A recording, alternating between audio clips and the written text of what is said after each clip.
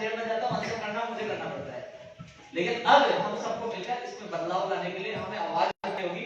परीक्षा प्रणाली मजबूत हो, जो पेपर लीक वाला जो प्रकरण चल रहे हैं, बार-बार परीक्षा तिथि बढ़ रही है, ये तभी संभव होगी हम सब मिलकर लड़ाई लड़ेंगे। हमें एकजुट होना होगा, मजबूत होना होगा। इसके अलावा किसी का सवाल?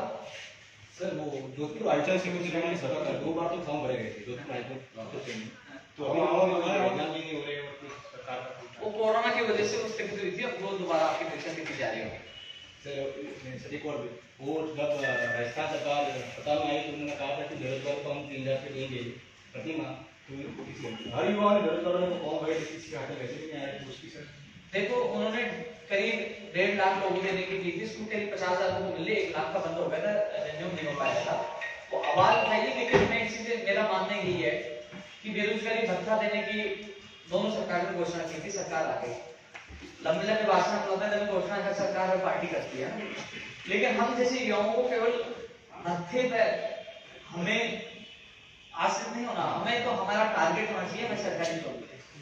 भत्ते के चक्कर में अपनी वो चीज और भूल जाते हैं, भत्ता ये देता कुछ और है, इनका खुद का पेट नहीं भरता। मैं किसी पार्टी विशेष की बात नहीं कर रहा, हम युवा हैं। मैं चाहता हूँ हर नेता में डर हो जाए कि आने वाले समय में आज ये बेरोजगार है, यहाँ पे बेरोजगार न कर दे। अरे 2023 में चुनाव होंगे, 200 एमएलए में कई तो बेरोजगार हो जाएंगे, हाथ दिए जो होंगे नहीं होंगे बेरोजगार। यानी कि मुझे पूरा विश्वास है कि मैं अलग जगाने पूरे प्रदेश में निकला हूँ, 23 में इसका परिणाम युवा देगा। जो सुधर गया तो बच गया, जो सुधरा नहीं तो घर बैठ गया। इसके अलावा बोलो सवाल किसके? देखो हर सवाल का जवाब दो।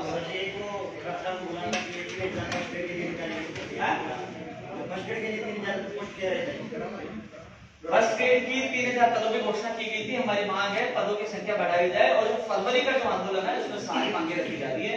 बड़ा मापदंड डाल रहे हैं कि जिन्होंने घोषणा की थी 24 दिसंबर 2019 को जो घोषणा की गई थी, उस घोषणा को सरकार जल्द से जल्द उसको पूरी करे, विज्ञप्ति जारी करे। में बोला था कि अरे मोदी जी अपन कैप्सूल देंगे,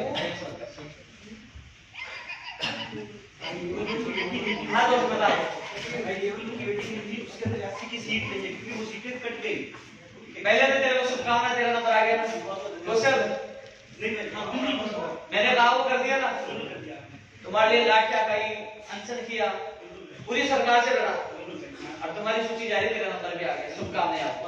80 की सीटें नहीं है जिसको देखो मैंने निदेशक महोदय जी से बात की थी, बोले सीट खाई सीट तो लेकिन फिर है ही नहीं, लेकिन फिर भी जो अभ्यर्थी पीड़ित है नहीं, कट गई वो सीटें ब्लैंक के अंदर। हाँ वो है, अब वो कोर्ट जाने की कोशिश कर रहा है। देखो कोर्ट भी सबूत चाहिए, नियमानुसार कार्रवाई करता है। आप घबरा मत, तेरे नोट पे लगे। सर हमारे आप बोले भाई। सर एक 2016 में वैकेंसी निकला था पुलिस टेलीकम्युनिकेशन में, 233 पदों पर निकली थी, अभी थोड़े दिन पहले उसको स्थगित कर दिया गया। करीब 1,000 रुपए उसके आवेदन के लगे और करीब 10,000 लोगों ने आवेदन किए थे।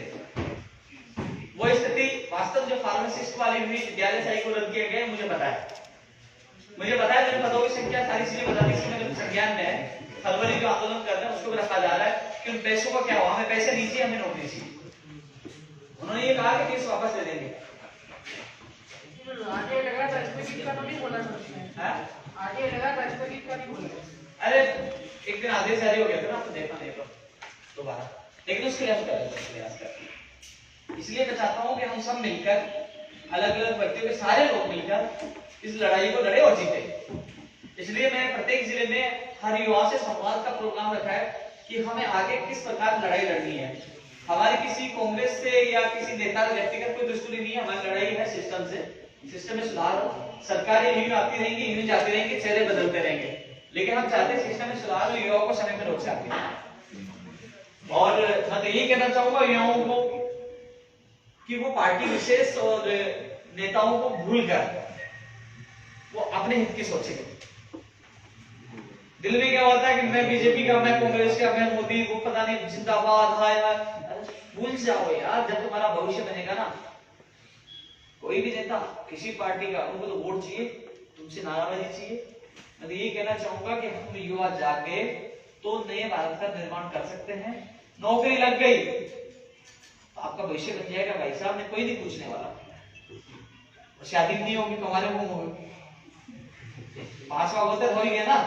अरे नौकरी लग गई उसके रिश्ते आ जाते हैं, तो रिश्ते नहीं आते। सही कह रहा हूँ, गलत कह रहा हूँ, बताओ।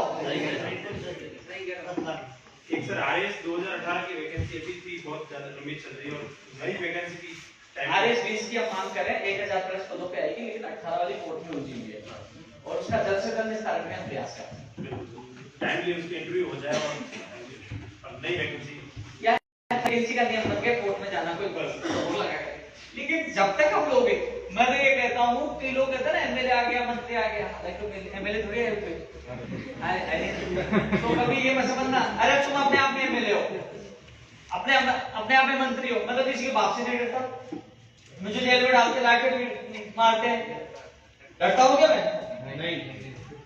तो तुम भी एमएलए हो, तुम भी मंत्री हो, तुम संवाद करने का आपका अधिकार है, अपने विचारों का अभिव्यक्ति करने का आपका अधिकार है और आप अपनी बात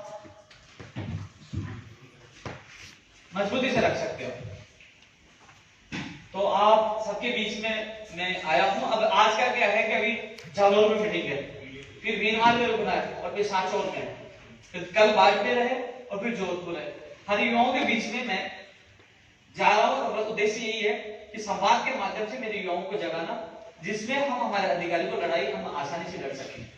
हमें लड़ना नहीं है कि वो पटवारी को, रीट को, आरएस को, पंचायत साहिब है कि एनम है, जिनम। हमारी समस्या है रोजगार को लेकर, सिस्टम में सुधार हो, समय पर रोजगार मिले, तो हम सबको मिलकर लड़ना होगा।